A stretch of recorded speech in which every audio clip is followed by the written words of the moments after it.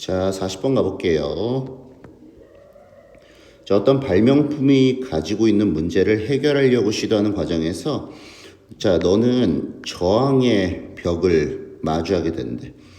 저항이라는 벽을 마주하게 된대.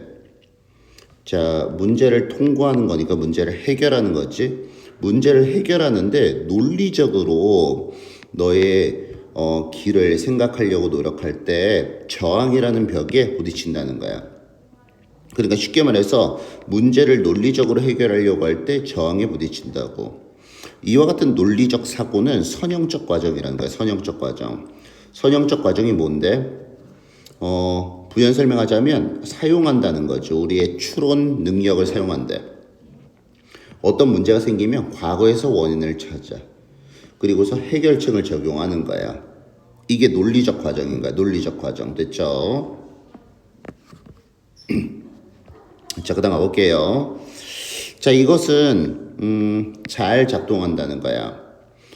우리가 알고 있는 것, 우리가 이미 경험했던 것의 분야에서 작업을 할 때는 잘 작동한대. 됐지?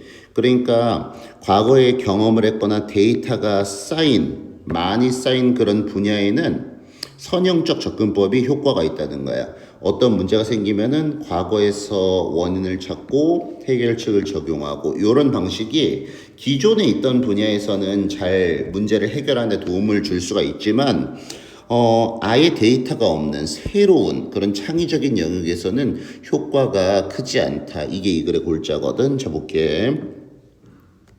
자, however, 하지만 우리가 새로운 정보, 새로운 아이디어, 새로운 관점을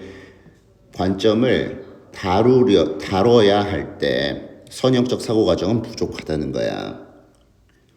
자, 반면 한편 정의에 따르면 창의성은 뭐와 관련이 있어?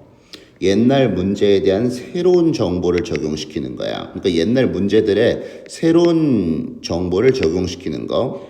새로운 관점이나 새로운 아이디어라는 개념, 그거와 관련이 있는 게 창의성인데,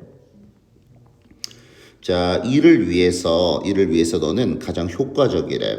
비선현적 방법 속에서 일을 하는 법을 배울 때, 작업하는 것을 배울 때, 즉 다시 말해서 어떤 창의적 문제에 접근할 때는 창의적인 기존의 배경 지식 다 배제하고 창의적인 두뇌를 사용해야 된다는 거야.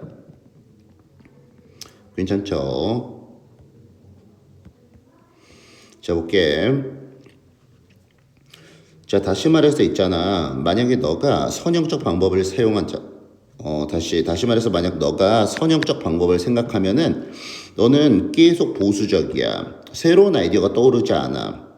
그리고 이미 알려진 그런 기법들만 계속 떠올린다는 거지. 물론 이것은 너가 원하는 게 아닌 거야. 그치? 그래서 혁신적 해결책을 떠올리려면 창의적 사고가 중요하고 비선형적 접근 방식, 기존에 아예 없던 그런 접근 방식으로 접근을 해야 된다는 거지. 됐죠? 그러니까 쉽게 말해서 뭐냐면 선형적 접근 방식,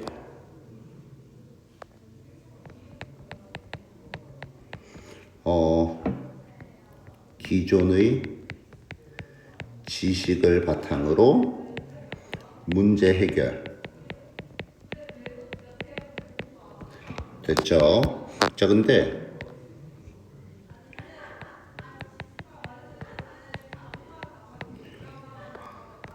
비선형적 사고 과정,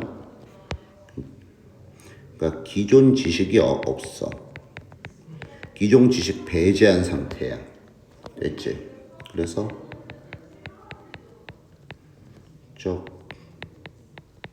두뇌를 이용해서 창의적 문제 해결. 뭐 이 정도로 정리할 수 있겠네. 그치?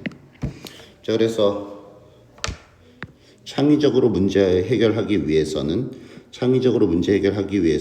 비선형적 과정을 사용해야 된다는 것이 됐죠. 자, 출제 포인트를 그나마 보자면은, 저 뭐가 있을까? 뭐 문법적으로 크게 어려운 거는 없어. 내용 파악이 좀 더 중요한 문제인 것 같아. 요 지문은 사실은 뭐 순서 삽입 요런 거 좀 대비 잘하면 될 것 같아. 순서 삽입. 문법적으로 크게 나올 만한 건덕지가 크지는 않아요. 저기까지 할게요.